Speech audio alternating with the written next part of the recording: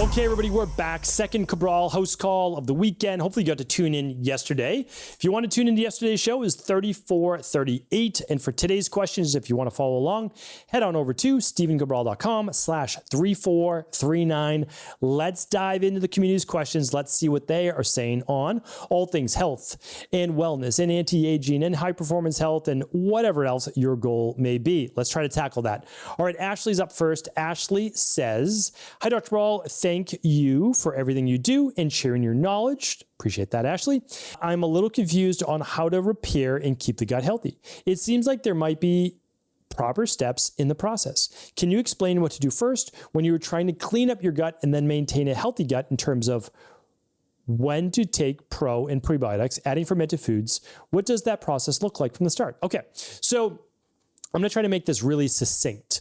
If you can, you want to run the big three. It's the gut bundle, the bacteria and parasite stool test, which looks at bacteria in the gut and parasites and H. pylori.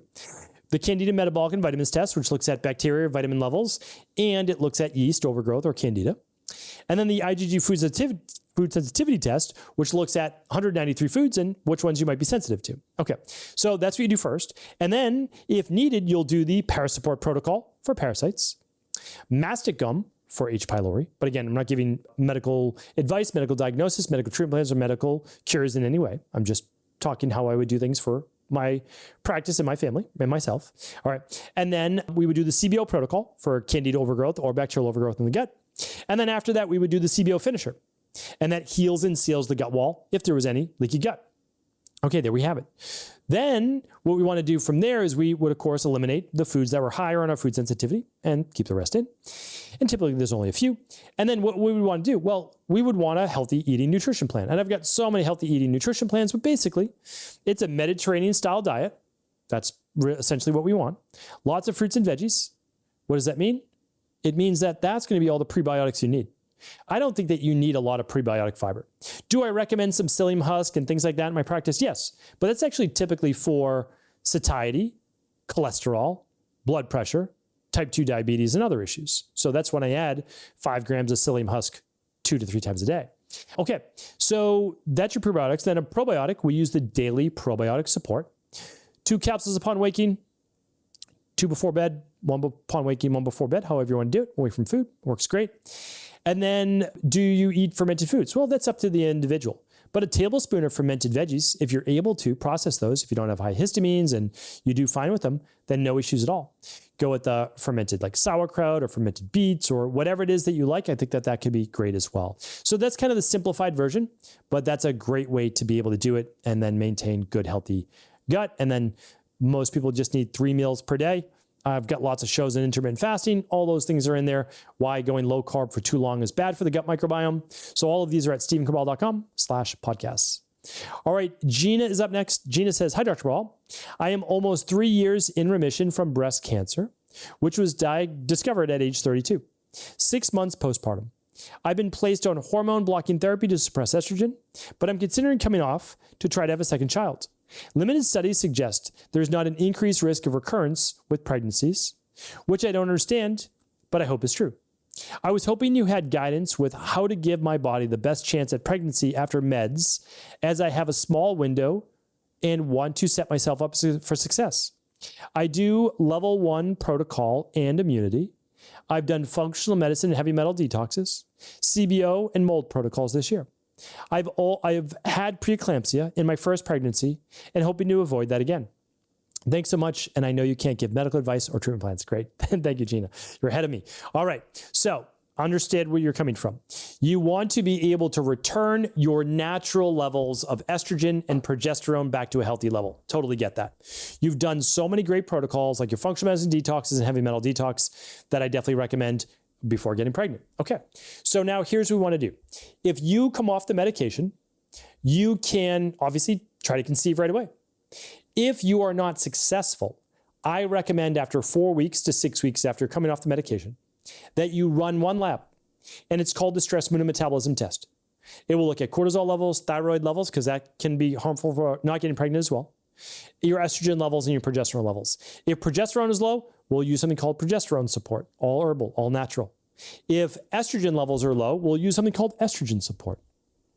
And we'll give you a lot of other tips, of course, as well. So that's what I recommend. And honestly, I'm in the same boat as you because I can't get medical advice, right? So I would say if this was my wife, I would say, yeah, we're going to get the body healthy. We're going to be using omega-3s. We're going to be using all natural products to keep inflammation levels low, not allow a lot of environmental estrogens in the body, and try to get pregnant naturally and enjoy the process. So I'm in the same boat as you. And yeah, absolutely. Okay.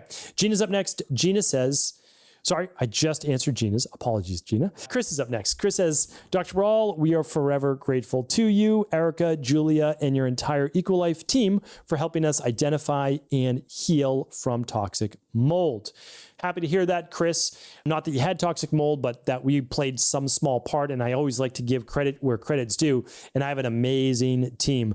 Erica, Julia, the whole EcoLife team, the whole Cabral wellness team, the whole IHP wellness team. And, it takes an army. They do such an amazing job. I mean, they really do an amazing job. And I wouldn't be able to open up this document like I do every weekend and read it and answer these questions if it wasn't for all them. They put all this together. They put in all those hours behind the scenes. I'm just in front of the camera. All right. But Chris goes on to say, we are now vigilantes with air quality, including the IQ Air throughout our home and cars. We found a company from a product called Wells Air Purifiers that we bought in addition to using the IQ Air throughout our home.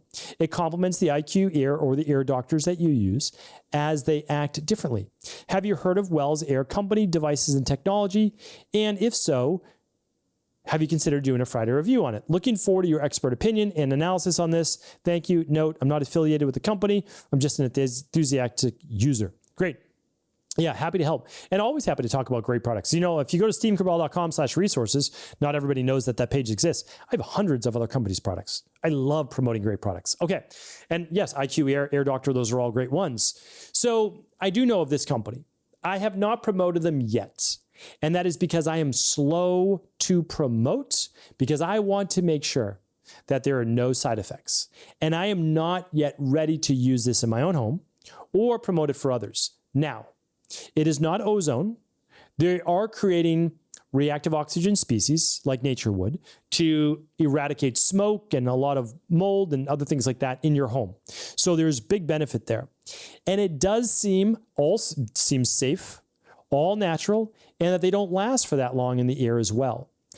If I use, again, I have to just do more research and get comfortable with it. I mean, I spent over a year looking at hydrogen water before I used it, right? So I need to spend a good 6 months really getting comfortable and looking at this product, probably testing out myself for at least a month or 2 months minimum before I recommend it. So the review won't come out for at least 6 months or so because I've got some more thoughts about this.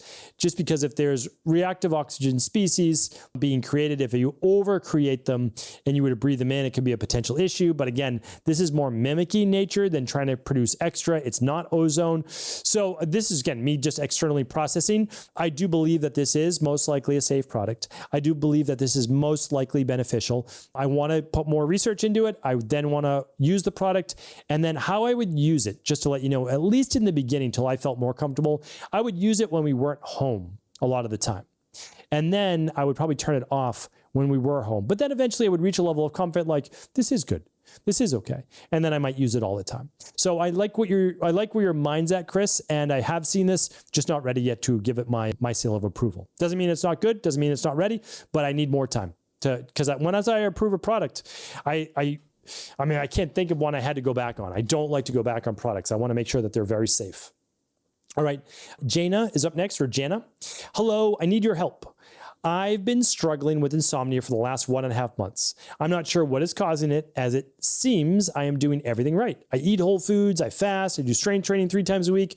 I'm not sure what is causing this chronic stress, as I wake up around 1 to 3 with very bad dreams. Even though I feel tired, my body doesn't allow me to go back to sleep. Okay, happy to help with this from one insomniac to another. I was an insomniac, not for 1.5 months. Unfortunately, all through my teens and 20s. Different people have insomnia for different reasons. I have a whole sleep podcast category. You can go to stephencabral.com/podcast, scroll through the fun little images at the top. You can go to the sleep-based show and you can see all the shows on sleep. But what I'll tell you is this: if it's only been 1.5 months, this is good news because you'll be able to trace back 1.5 months ago. You wrote in on May 21st. So I'll talk to you just like as if I was chatting with a client. What did you begin in March or April that was new?